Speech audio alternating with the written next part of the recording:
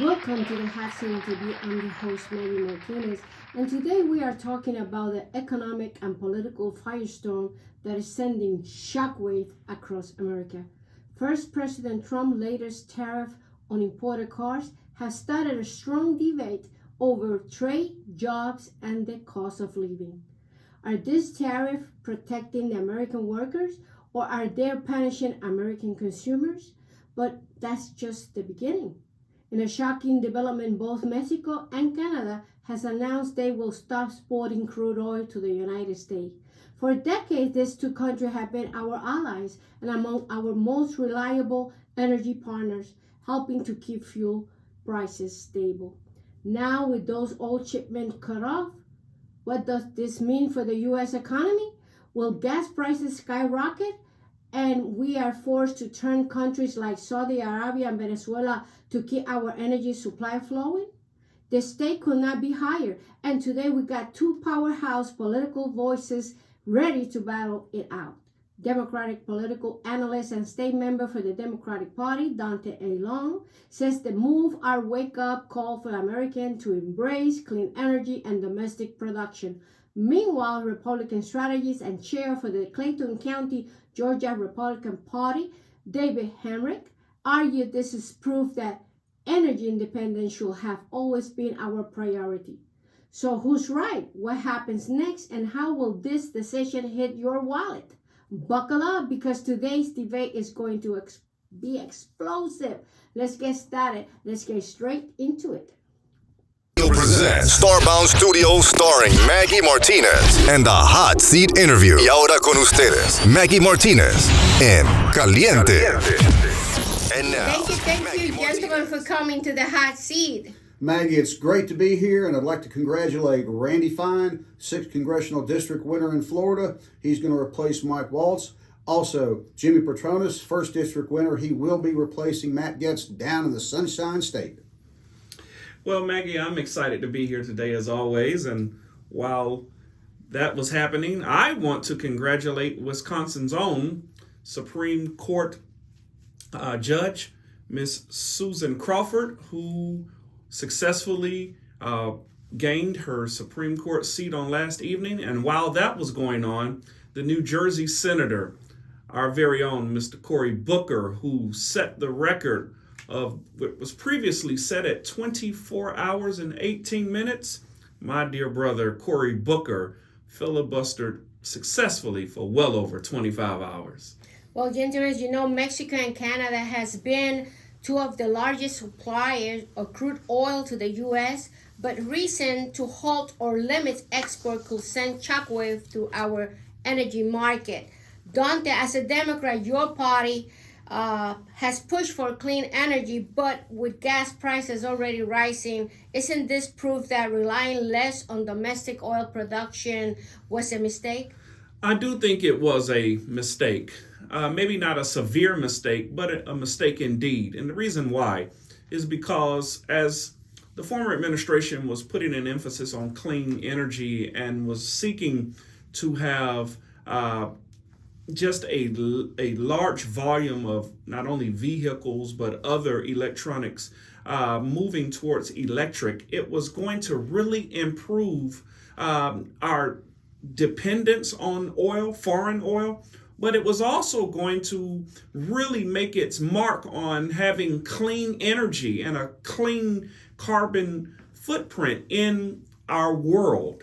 And now that these initiatives seemingly have been rolled back by the current administration, I think that it is a mistake, Maggie, because why wouldn't we want to make strides to make our country less dependent? Now, we've always heard that there is a surplus of domestic oil, but if this is the case, why have we not seen gas prices drop? And this may be just as similar as why many Americans are asking, why are we seeing egg prices and why are we seeing food costs? All of this is happening while we have a leader who has promised to make things come down. But it is a mistake because we're watching prices increase. Well, David, Republicans have long criticized energy dependence on foreign nations, yet the Trump administration failed to secure long-term guarantees from Mexico and Canada. If the U.S. is now facing an energy crisis, isn't that partly a failure of the Republican leadership? Two things. No, not at all. There is no crisis. Actually, when you look at it, the average price of gas as of a couple days ago, $2.94 a gallon versus a year ago at $3.32 a gallon. So the average cost has now come down. Now, number one, when you're talking about commodities are sold on the market. So the price fluctuate depends on, of course, supply and demand. Well, that's the way you got to look at it. Now, OPEC sets their barrel price of oil. In Mexico, the Ministry of Finance sets the prices for Pemex. So Mexico is part of OPEC, which they joined in 2016. And going along that line, for the last 10 years, the production of oil in Mexico has steadily declined from 3.4 million to nearing 1.4 million barrels produced daily. Now, Canada, when you look at their oil, they have what they call a heavy crude versus our West Texas intermediate crude, which is defined as a sweet oil. It has less sulfur content in it, and more refineries prefer this oil. Also, when you look at the price, Canada, a lot of their oil comes through a pipeline.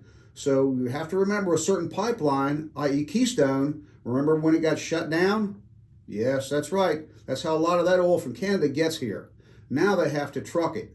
And remember, Alberta, one of the producers, is landlocked. So they have to truck that out, which adds to the cost.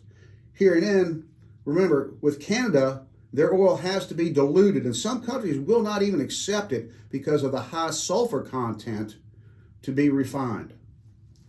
Daunted rebuttal in terms of the gasoline going up. Look what happened in Florida. No gasoline was available. And with Mexico and Canada halting crude oil exports, the U.S. may have rely more on oil from countries like Saudi Arabia and Venezuela. And the question will be, Daunte, that this means the Trump administration will force to negotiate with regiments it once called human rights violators. And David, after Daunte, will the Republican administration handle this any differently? It's amazing that the president's press secretary said that he has his phone on and is ready to receive any call for anybody who wants to negotiate. I'm not making that up. That was said over the weekend. Now, to your question, Maggie, now we've got the position of dealing with individuals who we know have inflicted inhumane conditions to their people in their countries, but yet they hold a commodity that we in the United States value with great interest. But it is clear to us that we, being the nation who stands as a moral judge to the world, how then can we turn around and utilize goods from countries and from dictators who have always been oppressive and have violated so many of the human rights? I want to ask the American public that question. Well, Daunte, Democrats love to talk about... Oh, I'm sorry, David, it's your turn. I'll chime in on that.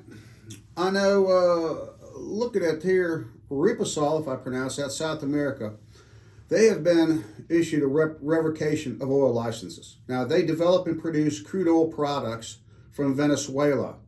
The United States has issued tariff injunctions against any country that does business with Venezuela getting their oil. So as far as if you're saying we're going to cooperate with these people, from what I'm looking at and the action says no. Now, Saudi Arabia, there's been a love-hate relationship with them for years. Right now, of course, trying to negotiate a peace settlement with the Ukraine and Russia. This is how things are all interconnected when you're a part of a globalization network. You don't want to get Saudi Arabia We need them for oil. We need them also as a negotiating partner to try and see, especially in the Middle East and with Russia and Ukraine, if a peace deal can be brokered. Now, will we do more with them? No. Saudi Arabia is in trouble right now. They need the oil price to go up over the next 18 months to offset what Saudi Arabia, their economic development plan is over there. They're looking for $91 a barrel. Right now, it's at 75. So they're looking to ramp up production to cover their economic development plan, of which they're on track. Right now, they are behind, and they are hurting, believe it or not. The low price of oil is costing them in this situation. Well, Daunta, Democrats love to talk about protecting American jobs, but are not this tariff just a hidden tax on working class family? How do you justify forcing Americans to pay more for cars they rely on? Yeah, and I think that this is very, very significant to today's discussion, Maggie. As we speak, tariffs are being implied that will have, no doubt, an adverse effect. Now, we've said on this show previously, maybe it's only short term, but now that we will actually feel the initial pinch or bump or whatever proverbial term you want to use, I want to ask the average American, now are you ready to spend an extra $2,000 or $3,000 for that car, that economy compact car? Now, you're going to have to, because these tariffs are now going to impose those penalties on those manufacturers across the world that we have now imposed tariffs upon. Now that we talk about your cars, let's also talk about many of the exports that are brought in on a daily basis. Those cell phones, most of the electronics. We're getting ready to see cost increase where we have never seen them before. And so where does this have the biggest effect? On people who make over $250,000? Or for people who are maybe bringing in minimum wage or what we call the working class? Many people that are living paycheck to paycheck or maybe have less than a 6-month savings. Now that you are seeing that this is going to have an adverse effect on you, I really want you to calculate how this will long-term affect you as it relates to your retirement. Monies that you may have saved, now you're going to have to use them because these tariffs are going to have this continued effect on your livelihood. Well, the panel meets every week. Make sure you check us on YouTube on demand. Don't forget to subscribe. Make sure you click that bell so you know exactly when we go on air. And don't forget to visit the www.starboundpr.com. Make your donations so we could keep talking freely all this time. I don't tell nobody what to say. This is the truth and only the truth. Well, David, Republicans claim to be the party of free markets, but Trump-era tariffs have shown that your side is willing to play the protectionist game when it suits the Republican. Isn't your party position to Trump's tariff just political hypocrisy? I would say no. Tariffs and protectionism are pretty much cousins, if you will. Now, when we look at the Trump-era tariffs, they have been used to gain leverage in negotiations, including national security, immigration concerns, trade imbalance, and such. Now, just the threat of tariffs, they are, as I've said before, a negotiating tool. Donald Trump has stated that he has no problem pulling back on retaliatory tariffs. If the other countries drop theirs, we will do likewise. We will match them. So therefore, all this is open to negotiation, constant adjustment. Nothing, while it's been said, he said he's going to do it. We've already seen that he has postponed the tariffs. He's walked them back. So all he's looking for is negotiations for an equal trade. Now, saying that, we have to look at Taiwan Semiconductor, of course, announced a $100 billion investment into the United States of America, number one, to avoid tariffs. Now, this is going to include 3 fabrication centers, 2 packaging facilities, and an R&D center. So we're going to bring chip manufacturing back to the U.S. Will it happen overnight? No. You're looking at a couple years due to the complexities involved in putting this center online. Look at what Hyundai's done in Louisiana. $5.8 billion signed investment down in Ascension Parish for a steel production factory. So we're going to bring steel through Hyundai right here. The goal is to supply their manufacturing and other auto industries with steel needed. That will be done here in the USA. And according to Hyundai, they're going to bring approximately 1,300 jobs with an average salary, now average, $95,000 a year, with an additional possible 4,100 indirect jobs. So the tariffs seem to be working. There's the opportunity to walk them back. The leverage seems to be working. And we are negotiating with these people right now. Actually, Vietnam is looking to negotiate a deal with the U.S. to avoid some of the tariffs. Well, the U.S. auto industry has been receiving government help for decades, bailouts, subsidies, and now tariff. Daunta, if American cars market cannot compete without government handles, why should taxpayer and consumer keep footing the bill? Well, I think this is the same question that we asked bankers back in the mid-2000s. We continue to see that when these manufacturers are not able to compete, that they expect the taxpayers to foot the bill. And I don't know how they expect to compete when it is that they have never been able to display a long-term track record of producing a car that is value, or that can be priced rather, at the same as a foreign car. Now, with that being said, I'm trying to really grapple with this whole idea. If they can no longer compete, even with the tariffs in place, and even to what David said with some of the new technology that is going to be brought back to America. But unfortunately, everybody's not going to buy a Hyundai. We're talking about many of these cars that we see on the road every day.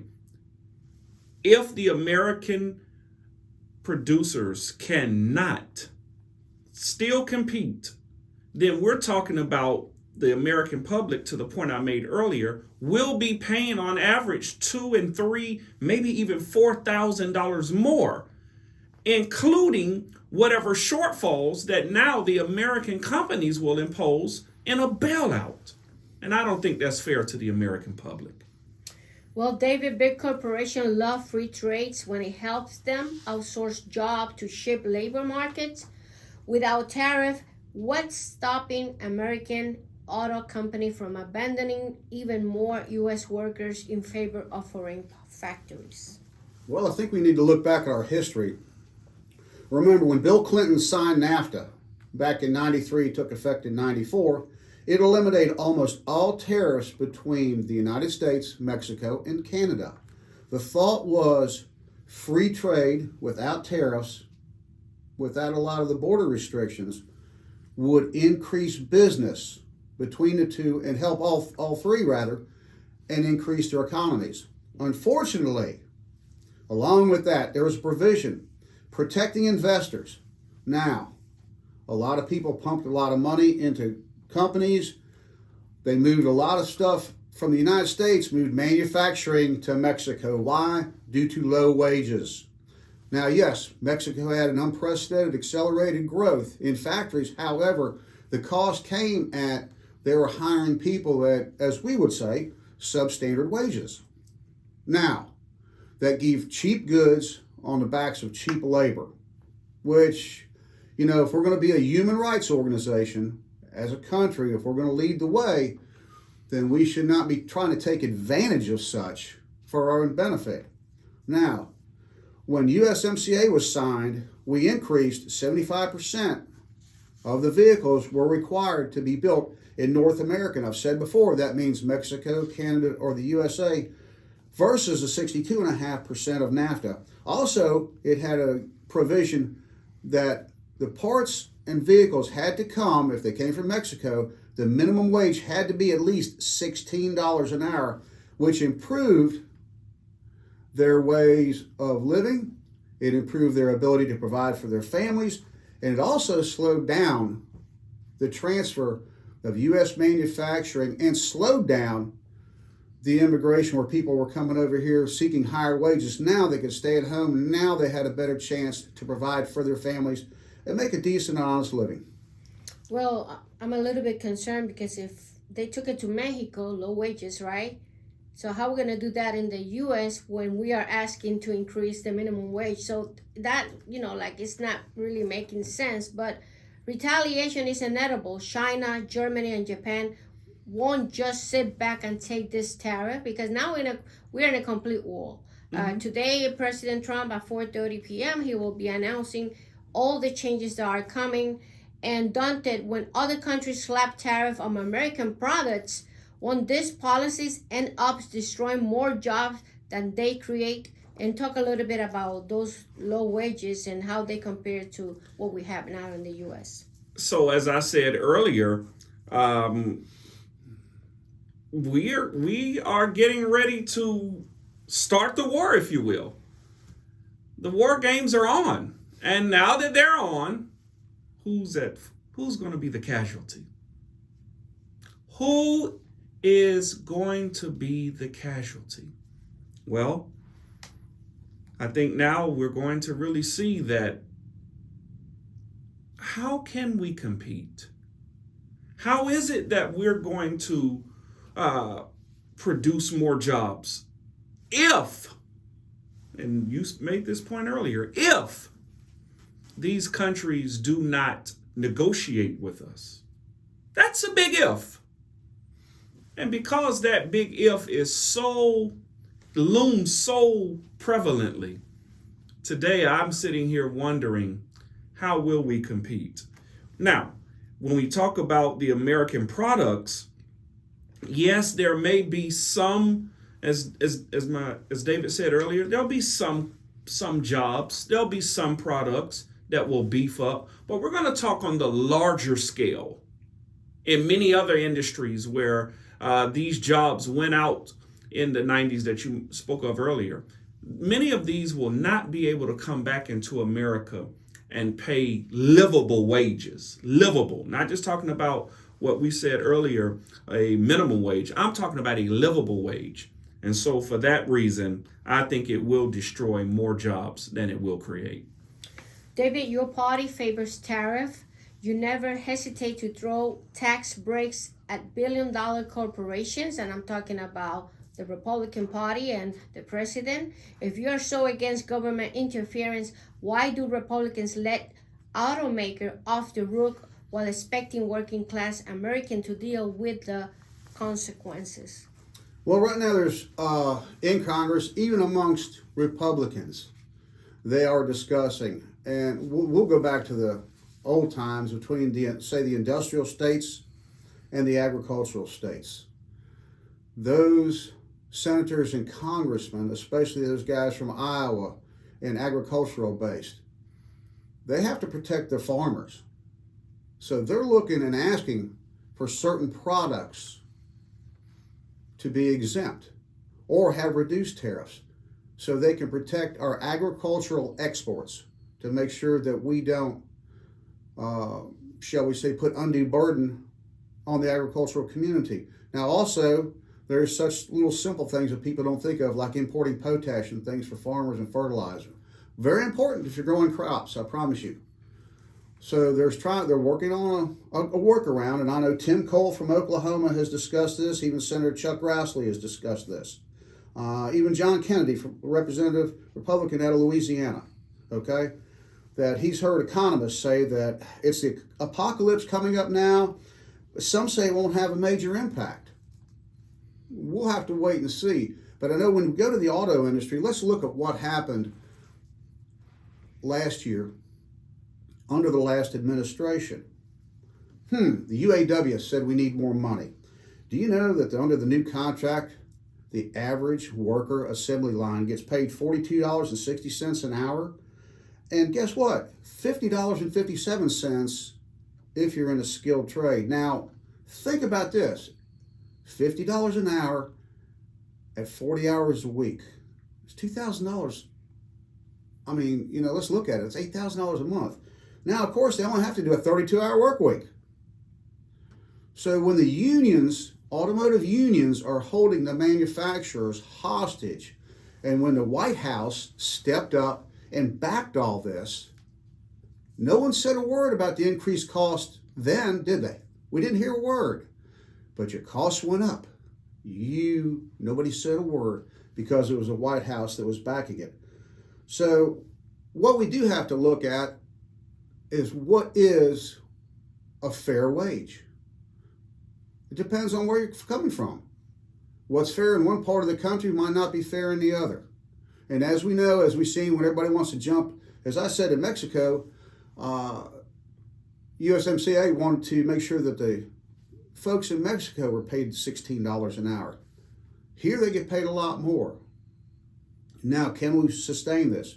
We remember the last administration, I need that minimum wage, $15 to $24 an hour. You see prices going up as a result. So when you jack the wage up, somebody's got to pay for it indirectly. Guess what? That goes right to the consumer's pocket. So we have to be really, really careful of what we ask for because we might get it. And when we get it, we might not really want it. So I think we need to sit down and slow down on some of this stuff and have some serious evaluations. Well, we've got good news. David Hamrick has been elected chair for the Republican Party of Clayton County. Congratulations, David. Oh, thank you, Maggie. Thank you. Yes, congratulations, sir. Thank you, Daunta. And we bring the best of the best. Also, we have David and Daunta. He's a state member for the Democratic Party. In this show, we only bring the truth and nothing but the truth. We always fact check everything that we say here. So we bring to you the right information. Now, at home, when you evaluate what they're saying, then you can make your own conclusion of what's going on, okay? David, tell the American people why they should be okay with paying thousands of more for a Toyota or Honda when American automakers refuse to innovate. Why should Americans suffer for an industry that refuses to adapt? Well, being a former Ford mechanic and a Ford dealership employee, remember at a dealership, they are separate owned businesses. They do not work for the manufacturer. I wish, because I would have gotten paid more money and had better benefits, I promise you. But here we go. Let's look at our history again, because the history paints a tale of how we got to where we are today. Remember the June 1st, 2009, GM filed for bankruptcy. Before that, Dodge Chrysler filed for bankruptcy April 2009, under a few administrations ago. Now, the taxpayers helped bail out GM. It only cost them a little over $10 billion to do that. Okay, the government at that time, the administration did not want to see them go bankrupt due to the fact that the government would have to absorb their pension plans. There would be a lot of people out on unemployment, welfare, food stamps, all that cost would go up. So I'm thinking they took and they weighed what the benefits were. Now, one of the benefits when GM came back, Pontiac disappeared. Oldsmobile disappeared. Some of the redundant production lines of General Motors, Saturn disappeared. It shrunk its size. Right now, GM theoretically has $23 billion in the bank. They're sitting fine. But that's through years and years. Dodge Chrysler, unfortunately, has been sold multiple times. First to Fiat, then it went to Daimler-Benz, and now it's with the, if I pronounce this, Stellantis Group. Okay, they have cut some of their models. Ford has done the same. Ford has the only dealership, manufacturer, shall we say, Ford Corporation, that did not file bankruptcy. They did it through management. They did it through innovation. They evolved with the changes. Remember, Ford is still owned by Ford. Now, we have to look at the Mercury line did disappear. We streamlined production. The Lincoln dealerships were streamlined. There's not as many choices due to the fact that they found out they were spending a lot of money on that. So the manufacturers have evolved. Yes, it's been slow, but they're at least changing the tune. Now, saying that, remember, 70% of the Toyotas sold in the USA are made here in this country. 67% of Hondas sold in the USA are made in this country. Kia and Hyundai, of course. Nissan, whoa, almost got ahead of myself. I don't have the exact figures on that, so I am not going to say that. But the others I do know. So we have seen that the American auto manufacturers have tweaked their business model. Daunta, you claim that free trade benefits consumer, but tell that to the factory workers in Michigan and Ohio whose job has been shipped overseas. Are cheap imports worth sacrificing the American middle class? Well, while I do feel as though those auto workers in Michigan and Ohio who have lost their jobs to manufacturers overseas is terrible. It is something that we are not proud of. But by the same notion, Maggie, I don't want you to think that it's going to ruin or sacrifice the entire middle class. To the point that was made earlier, innovation has to be at the forefront of all of our American manufacturers. We cannot expect, again, as we've been saying all show long, to compete with foreign automakers and even those that create the various components. We cannot see that that is going to allow the American worker or the American job, rather, to be insured. So what are we saying here? We cannot substitute just to allow the foreign worker. We have to spend our time, as many other manufacturers do around the world, in investing in the innovation that's needed to compete. Well, David, why should we believe this tariff that President Trump will impose today be any different from the past failed attempts? History has shown that protectionism policies usually lead to higher prices, no more jobs. What's your evidence that this time will be different? Well, right now, according to Goldman Sachs, the estimates the economy will grow this quarter at just 0.6%, down from the rate of 2.4% of higher prices for autos, grocery, housing, and other goods. Now, if we listen to the Reserve, they want it at 2% is their little benchmark, shall we say. So that is now headed in the right direction. And when you have the United Auto Workers president, Sean Fain comes out and Sean says, hey, we're backing these tariffs. We think it's going to be a good thing. So lo and behold, now, as I've said before, we talked about this under the Tariff show, when the UAW president comes out and he did not back President Trump for the election, now I remember that, but he does give the president kudos on these tariffs. That's something to really look at. Now, so far, we have seen investment in manufacturing and jobs for the private sector. So from what we've seen already, the commitments that corporations are bringing jobs back to the U.S., I wish it would happen overnight, and we all know due to regulations, permits, building construction costs, delays, it's not going to happen. However, the groundwork has been laid, and we are moving in the right direction to bring good paying jobs, even union jobs, back to the United States of America. Well, Daunta, if tariffs are such a bad idea and David is saying that it's a good idea, what's your alternative? What concrete step will you take to ensure American automakers don't collapse under foreign competition? Well, again, we want to say that the tariffs are a bad idea. I don't think we can say that enough. So let me say it one more time. The tariffs are a bad idea. I think what we can see as a viable alternative would be to invest in what we saw under the last administration. That is clean fuel. That is wind technology. Making sure that we use solar power, wind, and things of that sort. These are steps that I believe that we were making in the right direction. And I think if we were to go back to looking at those, we could see really good success moving forward. Well, David, let's cut the chase. Are these tariffs a serious economic policy or is just an election year stunt to win over blue-collar voters? Actually, in my opinion, if it's an election stunt, it's too early. So I don't believe that. As Donald Trump stated, and I said it before, he's following through on doing what he said he was going to do. Now, Daunta is related to following the Project 2025 playbook. I haven't read that, so I'm not going to even comment on it. Other people have said that he said he was going to do this. He said he was going to bring manufacturing jobs, secure the borders.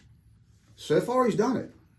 So I cannot see how it's an election type situation when he stated this is what was going to be done last year, and now he's following through on it. So, and he told the American people, and the American voters obviously said, okay, we're with you on this.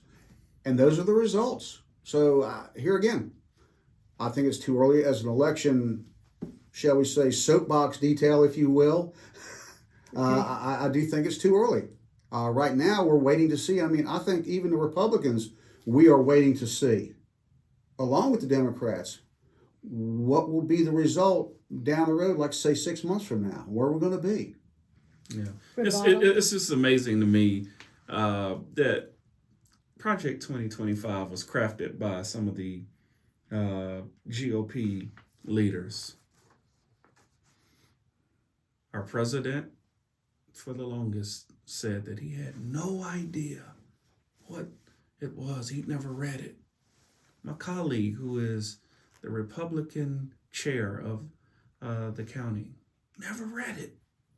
But somehow all of the Democrats have read it. All of us have read Project 2025 or excerpts of it or parts, if you will. You guys have too much free time on your hands. Too much free time. No, I think the playbook was put out there. And since maybe you all knew the plays, there was no reason for you all to read it. No, I have, like I said, some of this stuff needs to be done. It's common sense. We need to close the border. We need to stop the fentanyl. We need to improve immigration because there is a good balance between legal immigration and illegal immigration. So I'm waiting to let the Senate and the House, let's see if they can get together on that and get this done this term. Daunta, her rebuttal in terms of immigration and what happened with the detainees they took to El Salvador with no due process. Yeah, we continue to see time and time again that people are being deported and either it's a mistake, either due process was not carried out. And I know time is getting away from us in this show, but I got to lift this up. We are seeing that this healthy balance is not so healthy for those people who have participated in anti-government demonstrations, those who have been vocal about their displeasure with the way the immigration process is going. Many of these people are being detained and deported. Now, what we've seen again and again and again, that we are claiming that this is going to be a healthy process, but we're watching so many unhealthy practices, even going against federal judges who are asking these things to be brought to a halt. But I think it's reckless that we continue to see this happen week after week. Daunta, do you believe in American first when it comes to trade, or are you willing to let the free market dictate the demise of American manufacturing? Again, Maggie, I don't see this as a demise of American manufacturing. American manufacturing has been going on for really I hate to say it like this, for all of our lives.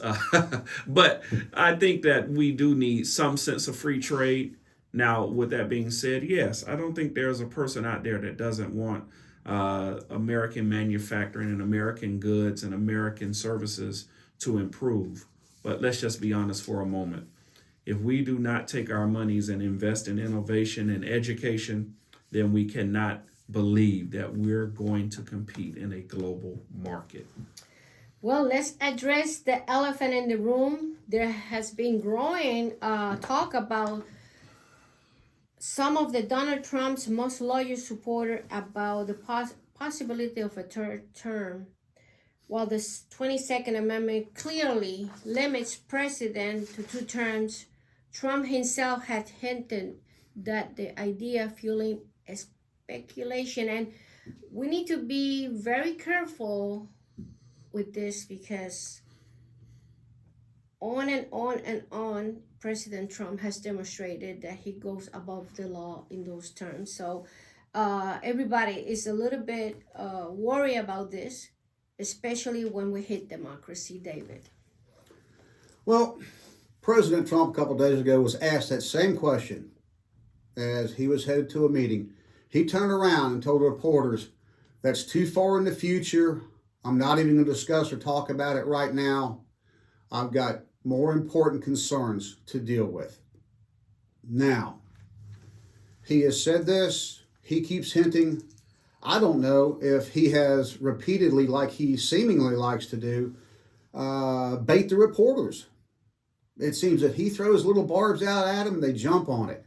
I don't know if he's playing a game with them. You just don't know at times. But do I support a third term? No. I am one of those who support term limits. I don't believe in some of our people who have been there 30, 40 years. We've seen, unfortunately, some pass away in office. I don't believe in that. I believe there should be term limits.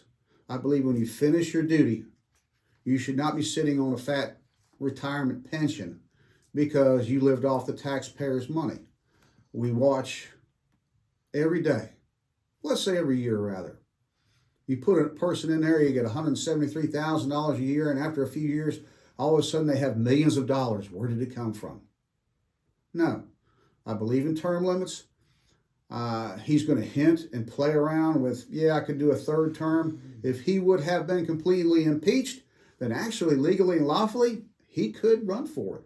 However, the impeachment was not fully finalized. So we'll just wait and see. Here again, I can see that he seems to be just playing back and forth with the reporters.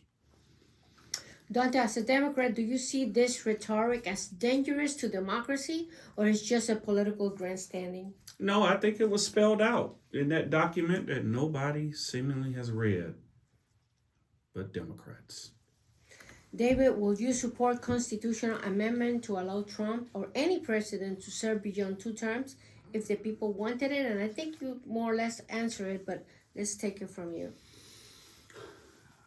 Well, my opinion, no. I think 2 terms is plenty.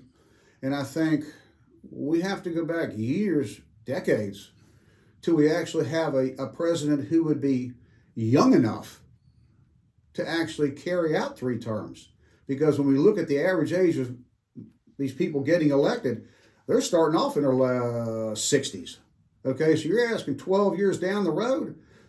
When you look at our presidents, what comes in and comes out of the White House, look at the color of their hair. Look at how they gray and age quickly within a 4 or 8 year term. It's a lot of stress. It's a lot of hours.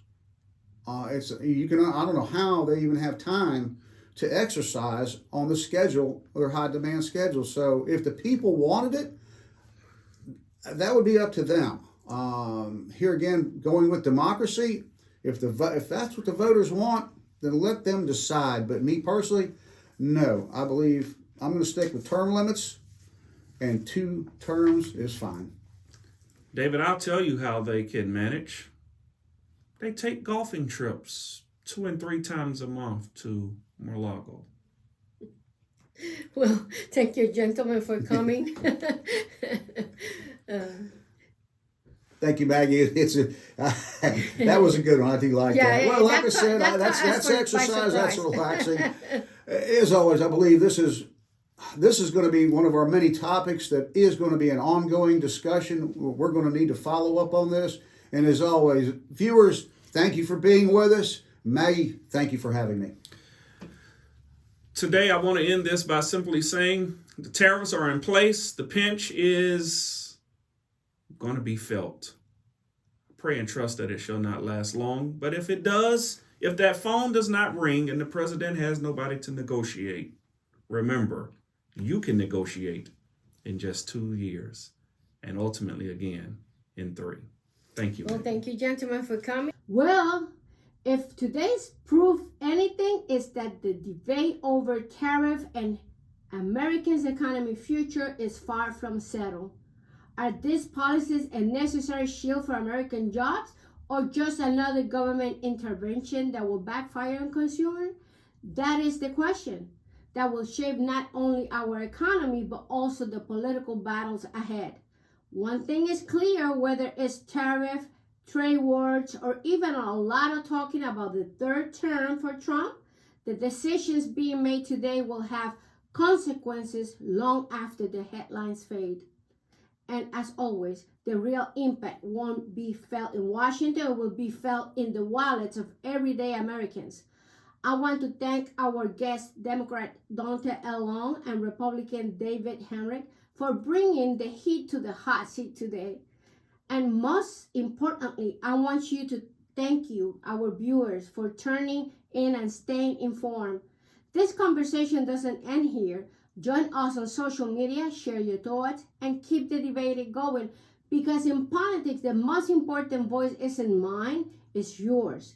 I'm Maggy Martinez, and this has been the Hot Seat Interview. Until next time, stay engaged, stay informed, and as always, stay fired up.